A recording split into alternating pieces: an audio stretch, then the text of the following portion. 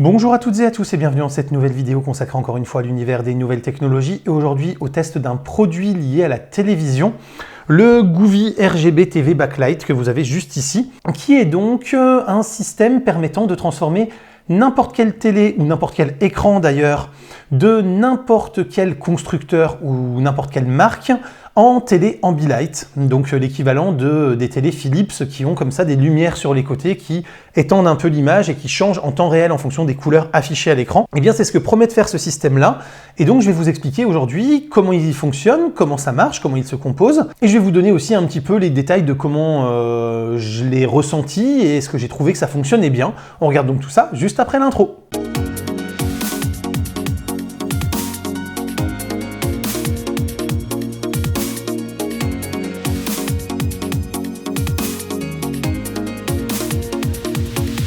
Alors déjà, comment ça se présente? Ça se présente par un petit boîtier de contrôle comme celui-là, sur lequel vous allez venir relier une alimentation externe, un ruban LED adressable et une caméra. Vous l'achetez en fonction de la taille de votre télé, c'est-à-dire que vous voyez ici c'est pour du 75 à 85 pouces, je vous referai peut-être des zooms sur la boîte, et parce qu'il faut qu'il y ait le nombre de LED et la distance de LED suffisante par rapport à votre télé. Ensuite donc vous allez scotcher le ruban LED qui est en 4 tronçons derrière la télé pour qu'il y en ait un par côté de la télé. Vous allez fixer une petite caméra sur le dessus qui est une caméra ultra grand angle qui va filmer en fait votre écran et par l'intermédiaire du petit boîtier de contrôle, eh bien ça va analyser l'image qui est filmée et aller adresser chaque LED à la couleur pour que ça corresponde à ce que vous regardez. Donc, globalement, le système permet donc de s'affranchir de tout constructeur et de tout hardware qui pourrait venir parasiter des choses, puisqu'il n'a pas besoin de pouvoir détecter le flux HDMI, il n'a pas besoin d'être compatible avec le système d'exploitation de votre télé, de votre écran, de votre ordinateur ou je ne sais quoi, et vous pouvez diffuser n'importe quelle source sur votre télé de la manière dont vous le faisiez auparavant.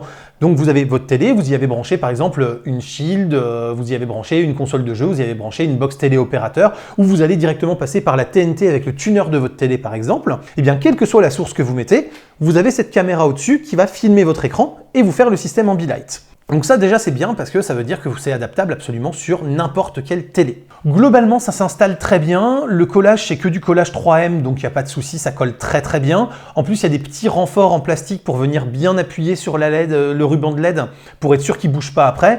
Et là, ça doit faire à peu près 3-4 mois que c'est installé sur ma télé, malgré les variations de température liées à l'hiver, entre quand on chauffe avec le poêle et quand il fait froid pendant la journée, etc. Ça n'a pas bronché, ça continue de fonctionner très bien, ça s'est pas décollé. Bref, à ce niveau-là, aucun souci. Ensuite, vous avez une application qui est simple et intuitive et qui vous permet de tout configurer.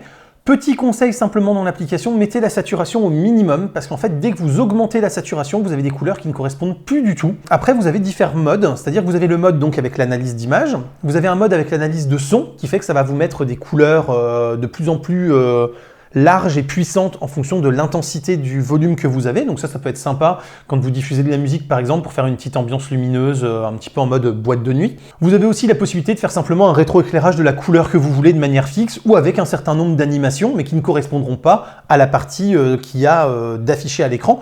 Mais donc pareil, si vous avez la télé qui est éteinte mais que vous voulez faire une petite ambiance visuelle et couleur, et ben ça peut être utile et c'est permis par l'application et par le système. Dernière petite chose qui est quand même pratique, c'est que c'est compatible avec Google Home et Alexa, donc c'est intégrable aux routines. Ce qui fait que quand moi, par exemple, je demande à mon Alexa que je lui donne la routine qui permet d'aller regarder la télé, et ben elle m'allume la télé, la Shield et l'illumination du Govee en même temps.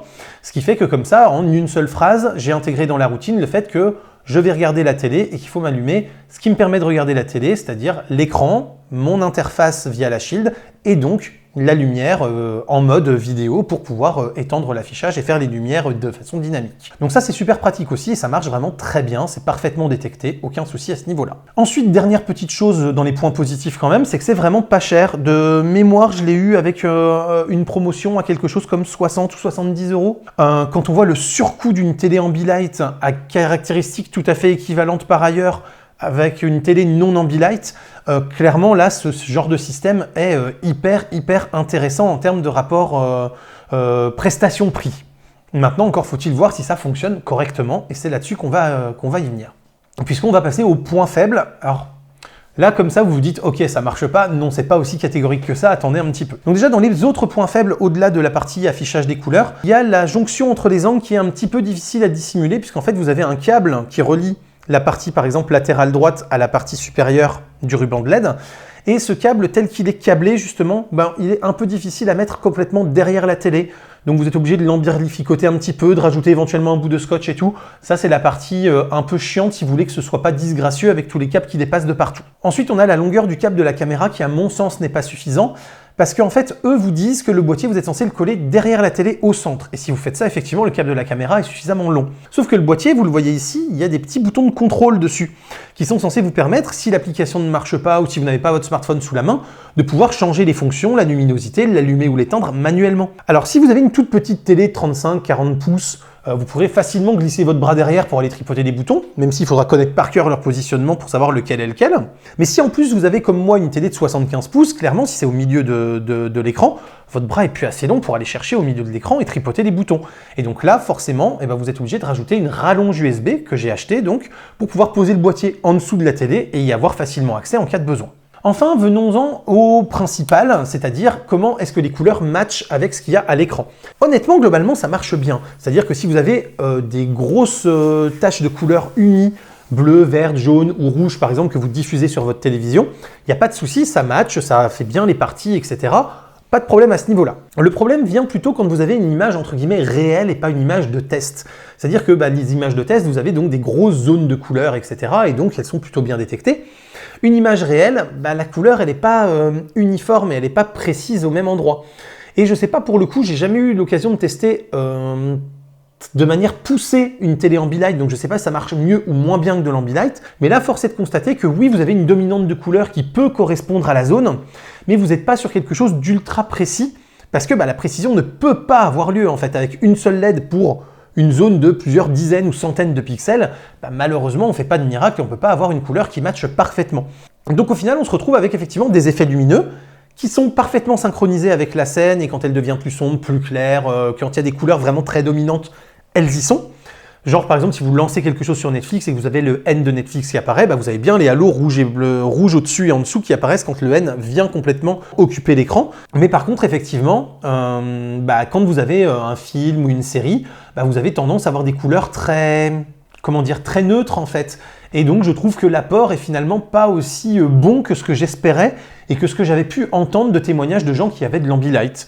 Donc voilà, il faudrait vraiment que je me trouve une télé Philips Ambilight pour pouvoir tester et voir si l'Ambilight est vraiment au-dessus ou si finalement l'Ambilight n'est pas aussi exceptionnel que ce que les gens essayent de se convaincre quand ils ont payé super cher pour en avoir un. Voilà en tout cas pour le test de ce Govee qui est quand même très très bien, franchement. J'apprécie quand même le système, c'est-à-dire que même si c'est pas aussi impressionnant que ce que j'avais en tête, franchement c'est hyper sympa. Et puis surtout ça permet d'éteindre toutes les lumières que vous avez autour et de ne pas avoir l'œil qui fatigue autant qu'avec de la lumière directe, puisque là c'est derrière, ça se reflète sur le mur, ça fait une source de lumière indirecte en plus, ce qui est très agréable pour s'immerger dans un film tout en n'ayant pas des yeux explosés à la fin parce que vous n'avez que la télé dans le noir. C'est aussi donc compatible, comme je vous l'ai dit, avec n'importe quel autre type d'écran qu'une télé, donc si vous voulez mettre ça sur un écran d'ordinateur par exemple pour avoir une expérience de gaming un petit peu plus sympa ou quoi que ce soit, c'est possible aussi. Donc non, vraiment plutôt satisfait quand même globalement du produit. J'espère que cette vidéo vous a plu et vous a appris des choses. Si c'est le cas, n'hésitez pas à la commenter, la liker, vous abonner et partager. C'est le fameux clap, vous commencez à connaître. Vous avez le Tipeee, le Utip, le bouton rejoindre et la boutique qui sont tous sous la vidéo et dans la description qui permettent de me soutenir financièrement tout en ayant d'autres avantages exclusifs que je vous invite à découvrir. Et quant à moi, je vous dis à très bientôt pour plein de prochaines vidéos photos, techno, informatique et jeux vidéo qui font le contenu de la chaîne au quotidien. D'ici là, continuez de rester curieux et de regarder des vidéos sur YouTube. Salut à tous, bye bye.